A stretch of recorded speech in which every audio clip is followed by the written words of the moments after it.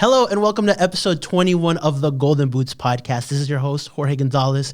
Our podcast is all about soccer, all things soccer. We love soccer. Our podcast is powered by Top Bin 90, which is our channel. Today on the episode, we have Walter Gomez. Walter's originally from Charlotte, North Carolina. He plays currently at the University of Mount Olive. Walter, my man, how are you? Good. Been a long day, but okay. Here now. Nice, man. What's been the best part of your year so far, man? We're only a couple days in. I'd have to go with just consistently working out. Okay. Been working out 2 to 3 times a day. Dang, bro. So that's probably what I've been striving for. Everybody that broke their New Year's resolution, which was working out, is hating you right now, man. Yeah, Yeah, like those 95% of people that made that their resolution, like you're actually sticking to it while you're a player too, so. Yeah. Just trying to be as consistent as I can, Season's coming up, so got to work hard, put in the work now, and then rest later. 100%. I love that, man. So our podcast, we like to bring in different people from the Charlotte area, from just the whole soccer world to kind of talk to us a little bit. So give us a kind of your background, man. Tell us a little bit about yourself. So my parents are from El Salvador. Okay. I was born here in Charlotte. I started playing soccer at the age of 4 or 5 at Creative Player. It's actually down the street. Nice. Then after that, I moved into FCCA, which was my first official club down at Harrisburg Concord area. Then after that, I played Charlotte United. Okay. Charlotte United was like where I started, like where I grew up, and that was United with Valencia Football Club. Okay. From that, I spent almost 10 to 12 years playing there. Then after that, I moved on to Revolution Football Club, and then CSA. And through that time, I guest played for 1-7. Okay. Through 1-7, I was able to play at Nationals in 2016. At the age of 15, I was playing U19. I was That's playing awesome. all my club life. I was at least playing a year up or two. So Okay. That's good, man. You've been everywhere, bro. Every club team except Carolina Rapids, which I'm grateful for. They do like annual pictures for you guys, right? Like at every club that you're in. Yeah. So I'm sure like you go everywhere like, oh, there's Walter. Oh, there's Walter again. Yeah.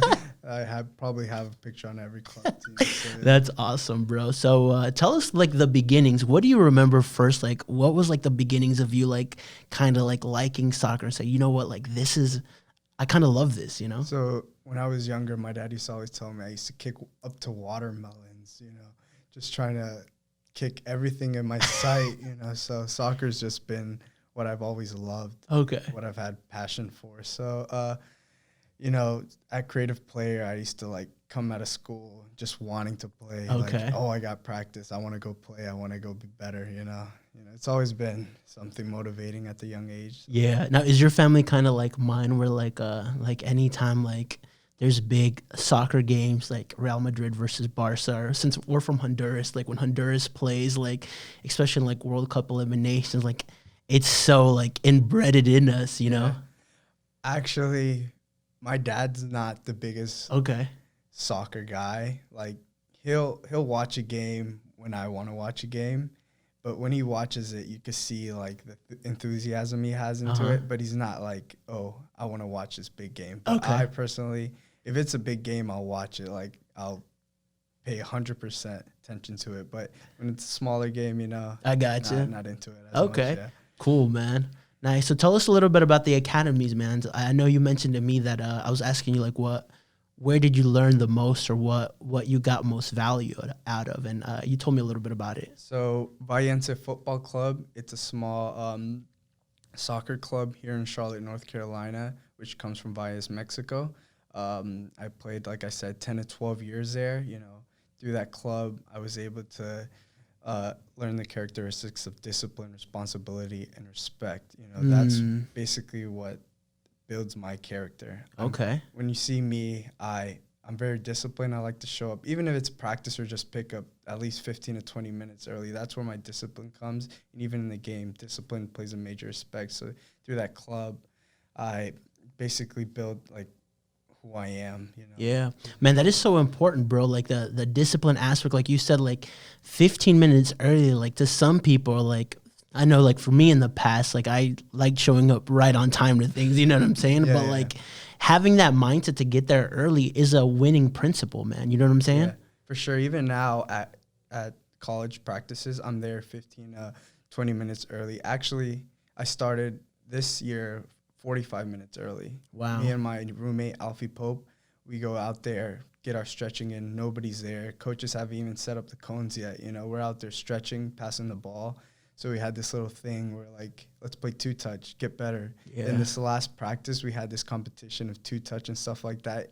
You know, that's where the work pays off. We actually ended up winning it, me and him, first and second place out of the whole team. So it's like something you have to keep working on. 100%. 45 minutes before practice just makes everything better, you know? Yeah, I love that, bro. Like, that's like winning mindset. Like, you always going the extra mile. No one's ever there. You know what I'm saying? For sure. Yeah, nice. You also touched on, like, respect. Yeah. Talk to us a little bit about that, because I haven't had anyone kind of go into that yet. So respect, you know, that comes from treating your teammates the best way possible, and most importantly, respecting your coach. He's a guy teaching you. He's the one you have to value. He's the one making sure you grow up to be a better person, you know. In the field, you hurt somebody, it may not be like intentionally, but you pick them back up, show their respect, show you're the bigger person out there, you know. And if your coach, you know, he may yell at you, you don't talk back to him. You show the respect that he earns, the respect that he needs, because he's a higher person. He's the one teaching you all these technical abilities that you need to just become a better player. So you have to value that and show your respect towards a higher person, of course. I love that, bro. I mean, that is so important, because I feel like sometimes what people think is, like, their talent trumps everything. Yeah. Like, their talent is an excuse to show up late, or their talent is an excuse to just do whatever you want. But, like, no, like, at the end of the day, you're still part of a team. You know what I'm saying? Like, it's not you versus 11. Yeah, it's 11 versus 11, you know? Sure, yeah. It's as a team, you know? Like, in the past, I've never been the most talented, never been the most fastest, never been the most athletic. But my hard work was gotten where I am now, you know? That's awesome, bro. Yeah, I mean, that is so important, bro. Like, people, like, I think that's one thing. I've talked to a couple of different coaches, and they mentioned to me, like, the number one thing that they look for is hard work. Yeah.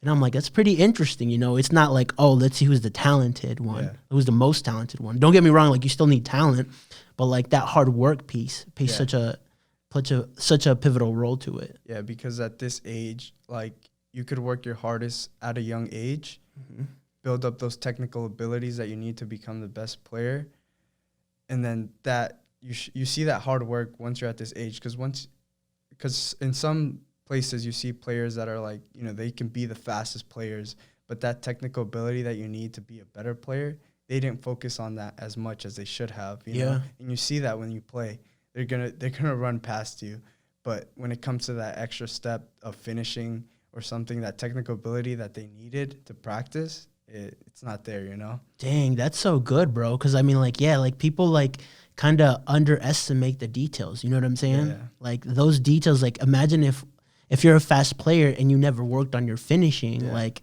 stuff like this happens all the time, right? Like, I think, like, we're so used to seeing the end product of things, right? Like, we see a player like Ronaldo or Messi or, like, all these guys that make it to a high level, but we don't see that back door where they're just putting in the work, man. You know what I'm saying? Yeah, like, one thing I focus on even now is that touch into space, that touch around, you know? I love to focus on that small detail because it's a game realistic thing, you know? Yeah. Getting that touch out wide, getting into space. But something, like, I currently work on, even if I'm alone, is checking the shoulders. Like, that's something you have to practice. Like, one of my teammates always says, like, that's something, like, you can fix. Like, your technical ability at this age, like, it'll be hard to improve just because you're on limited time. Like, there's better players out there with that technical ability, but the small things that you can work on, you have to consistently work on, like checking the shoulders. That is good, bro. That is really good, actually, because you're right.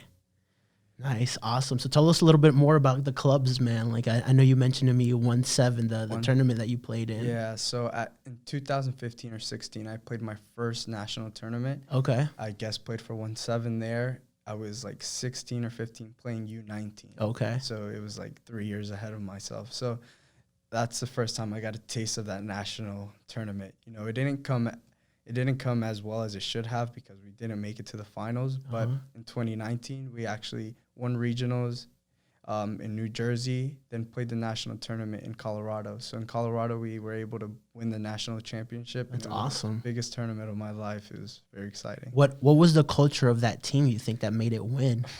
It was just that bond that we had. It was like 1-7's a Christian ministry. So like just that bond that we had, you know, it built us. Like other teams, I know they probably stayed at hotels and stuff, but we actually stayed at a church. We had mattresses, air mattresses, and we stayed there like throughout the whole day. We just like talked to each other. We even played soccer, tennis like most of the day. So that's where we got that bond, just that love for each other, and that's what helped us on the field to communicate, to talk, to love one another. So nice.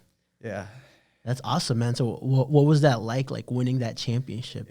Explain that feeling. So it was a great experience, especially because I scored the third goal. Like one of the biggest goals of my life, left-footed in the top corner. Oh, like, snap, bro. Like, it was very fascinating, you know.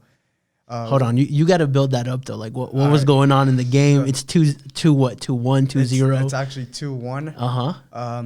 Second half. So I think somebody plays my friend Miguel. Miguel backheels it. I just come from behind and just whip it in the keeper's left side with my left foot. And keep in mind, I'm not left-footed, so I'm even like Dude, surprised. You pulled out your inner Messi then, huh? Yeah, a little bit. Then I go to the corner, celebrate my. I pull out the Firmino celebration. Oh, which one? Where he goes like this. Oh, I love that. Lowers his pants a bit, you know. Did you do that? I did do that. I got carded though because I pulled my shorts down a bit too much. But, you know, I got you. That's hilarious, bro. Everybody runs to the corner. Even the younger kids run. My friend Brendan comes, big guy. He's like, he comes, hugs us. It's amazing. It was an amazing feeling. Yeah, that's really cool, man. I think what you did was like seal the game too, bro. Yeah. Kind of, right? Because you're 2-1 down. Like it's a tight game. Okay, 3-1. You hit it with a lefty, and like I love the celebration. Yeah. That to me like will stick forever now because I've seen Firmino actually celebrate like that. And I'm not a big like guy who celebrates. I grab the ball or teammate grabs the ball, we go back, restart 0-0. But it's a final, bro. It was a moment, you know. Yeah. I had been practicing the celebration, so you know, it was bro. You knew you were gonna score, then, huh? Yeah, I was like, I have to score. I have to do the celebration. You know, nice. It's a great feeling. That's awesome, man. Well, cool. Tell us a little bit about Mount Olive, then. Mount Olive. How did that happen for you? So I've been talking to Mount Olive since my junior year. So what brought me there was like on my first visit, it was like the bond that the team had. I went into the dressing room or where they had the pregame, and I just felt like love in there. You know, it was a team culture that, you know, they cared about each other, and I saw something special there. I was like, I want this to be my home. You know? And what brought me there was my consistency. I consistently emailed the coach.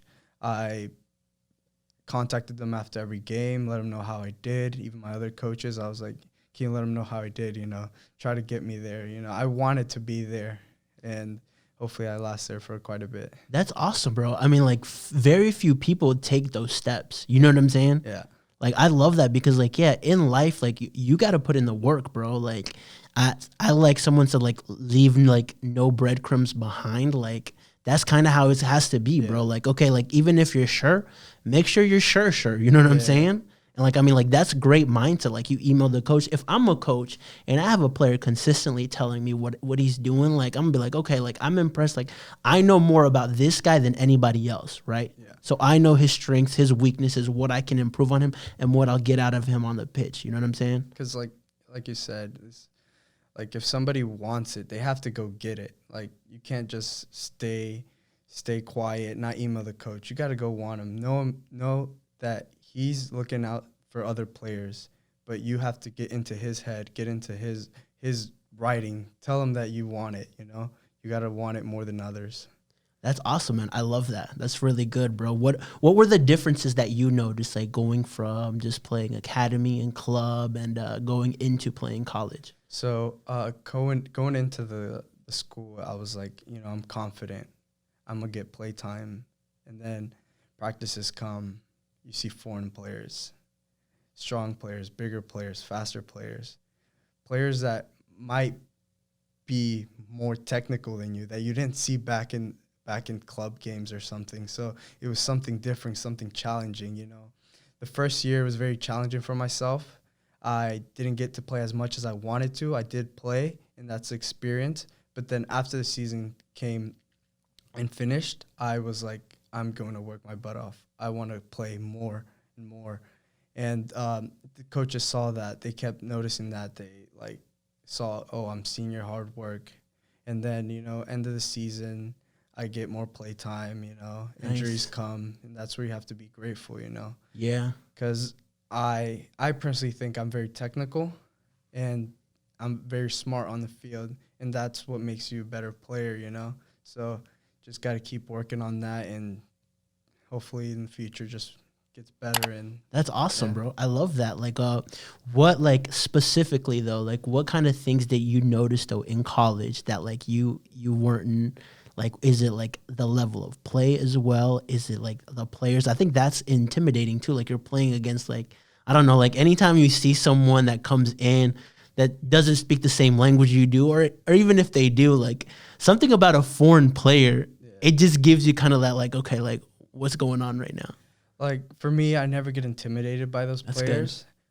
They might be, like, faster than me, but I'll definitely put up a challenge. But most importantly, it's just, like, your type of mindset. Like, I was challenged, and, you know, it was difficult, but, you know, a lot of it just comes from your mindset. Like, I wasn't as intimidated as many were, but that's basically nice. What would be like the top 2 things that you would recommend somebody that wants to play college? Like, okay, like, how should they prepare for that?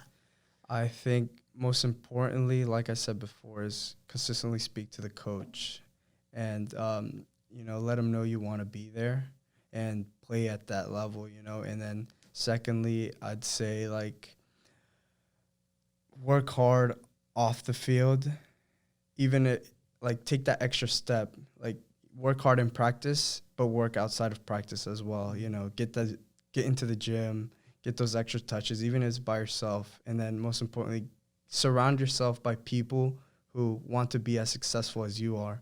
So if you're not around those people who have that mindset of being better than they are now, then, like, what's the point, you know?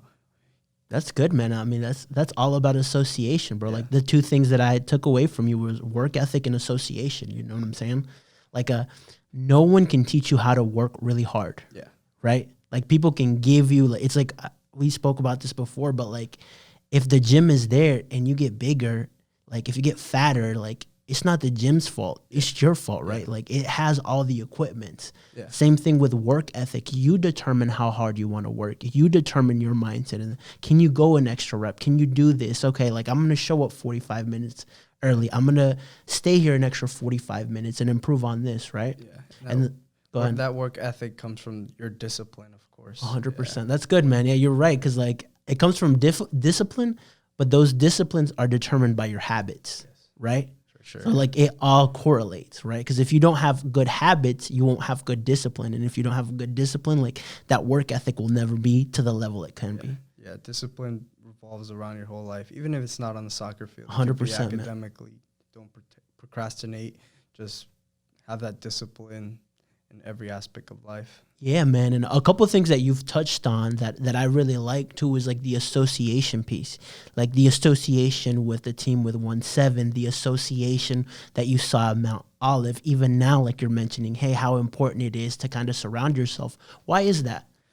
I think just because, like, personally, this summer I associated myself with people who play at a higher level. Like I said, Tucker Lepley, Alfredo Diaz, people like that, Nate Guido, Brendan Fisher, like, big players like that push you to be a better player than you are before.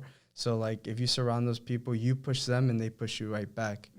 You could, like, fall in the game, they'll grab you back up and push you, tell you, go harder, be better than you were. Like, I remember one time we were at Strikers, Brendan hits the ball in the air, and I header it one time into the center, and it's not the best pass. And he goes after the game, he's like, I know you could get that ball down and play a better pass. So, you know, things like that just make you a better player because, like, kids your age can push you to be better.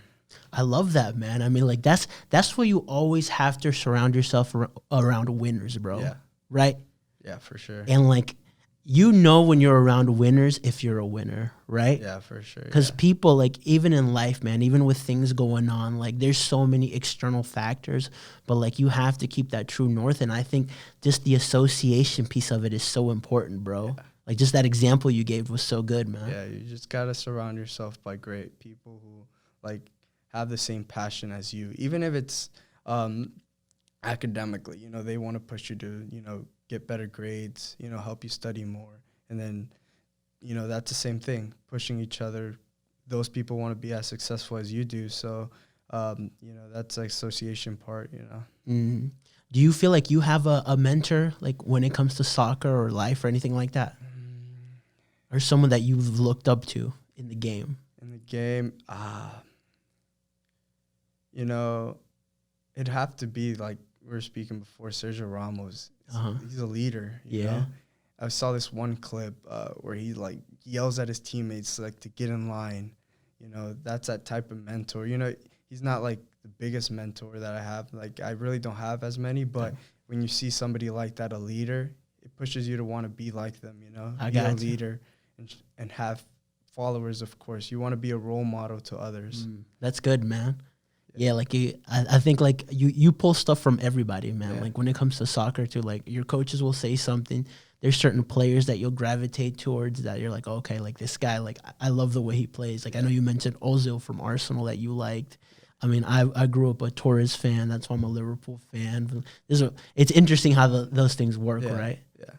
Awesome. One thing I also wanted to touch on is that change from playing academy to going into college. I think it's sometimes it could be a big issue for players because, like, you're by yourself, bro. You know what I'm saying? Like, no one's telling you how to do things or what to do for the most part. Like, I remember I had an 8 a.m. class and I thought I would be good. I was like, extra 45 minutes. Like, I go to class at 7:15 in high school anyways. Yeah. Worst mistake of my life, man. I went to that class like 3 times. But, like, I did not have that discipline. And I'm like, I can't imagine, like, being in college for the academic aspect, but also playing a sport. Like, that takes an extra level of discipline. Yeah, sure. Talk to us about that, man, that change. So, like, in high school, you get, like 5 minutes to transfer from class to class. In college, you get maybe an hour. Yeah. So, like, I take that discipline, too. I get there 10 minutes before class, you know. It's something you change into. And in the soccer aspect, it's the game of play. Like, the speed of play is extremely different from high school. You have all the time on the ball. You don't have to worry about someone coming in behind. In college, somebody's on your butt, somebody's on your back, somebody's tugging your shirt. Something's gonna happen to you if you don't get rid of that ball as quick as possible. So, you know, just that transition from high school to college is completely different, you know. Especially, like, in the physical aspect of the game, like, there's stronger players, there's, like, faster players, so it's very different. I gotcha. Yeah, man. So it's a lot of kind of, like, the details aspects of it, right? For sure. Yeah. Nice. How do you think players stay disciplined in terms of, like, okay, like, making sure, like, okay, like, because I know, like, when you're in college, you could do whatever you want. Hey, we could go to this party, we could do this, we could not do our work. Like, what have you seen that's kind of successful for these players to make sure, like, they stay focused?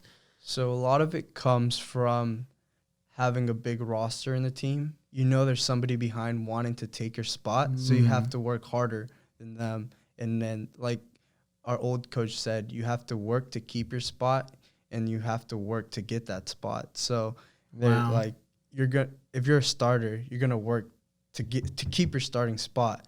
You don't want to be benched. And then if you're not a starter, you want to work to be in that position. You want to be better than him.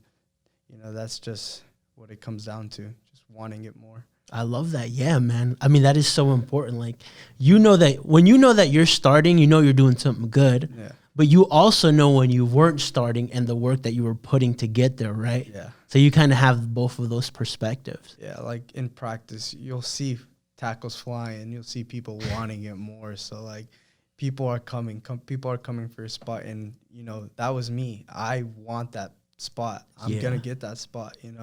I want it more than he does. Like, it just comes to back to that discipline. Yeah. Keeping your mindset to wanting it more and just staying focused and staying on the right path. Being hungry, huh? Yeah, being hungry. Like, a lot of people have told me I have that dog in me. When you see me play, like, I will foul you. I will want it more than he does. Like, if you see me, I will grab your hips. I will do anything to get a hold of that ball. If you try to dribble past me, I will probably foul you. I will want the ball. Like, this year, like, people will see that I love to hit. Like, I love the physicality of the game. Soccer is a very physical game, but I bring it at a higher level. I have that dog in me that just makes me very hungry, and I want it.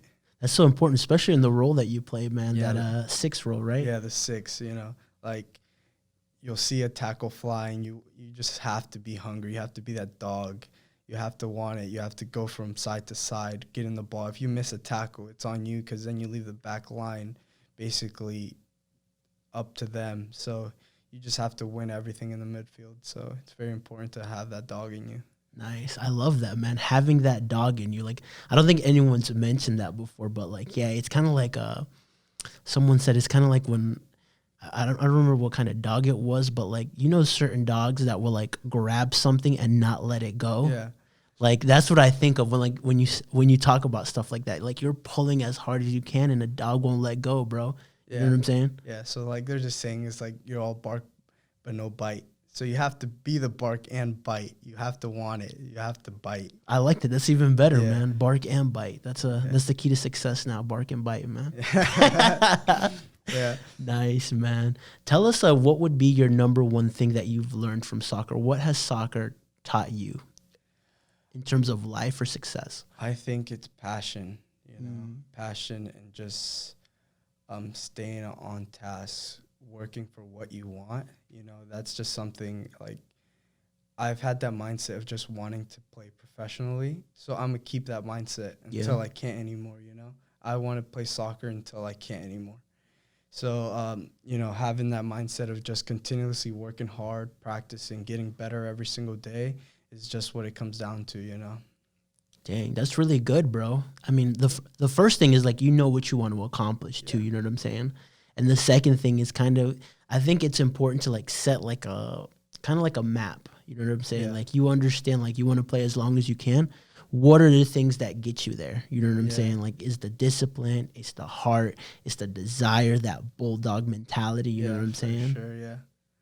Nice. So, like, a lot of it, like, if you want it, it has to come down to, like, what you have to risk to get it. Like, like missing certain occasions with family to work harder. Like, I know sometimes I've missed family occasions, spent less time with family just to get that extra hour, that extra 2 hours into practice, because I want it more.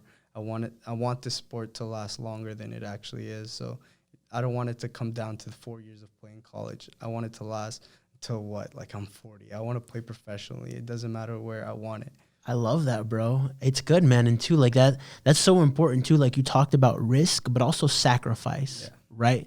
Like, sacrificing, people don't understand, like, when you want something really bad, sometimes you're going to have to sacrifice the good, but guess what? The great is coming. That's why you do it, right? Yeah, for sure. You have to be able to sacrifice. You have to be, like, comes down to being hungry. Yeah. Just wanting it, leaving other things behind just to get what you want to accomplish. Like, my mindset is, I have goals, but it's more of I have to do it. Like, some goals you won't accomplish, but my goals are I have to do it. Like, I have to. There's no exceptions into that. I love that, bro. Like, someone told me once, like, don't make goals, make commitments. Yeah, for sure. Right? Yeah. Like, because, like, people have goals, but, like, commitments, I was like, I like that. Like, the sound of commitments, like, these are things that you're committed to. You know what I'm saying? Like, you have to get them. Like they're just your top priority.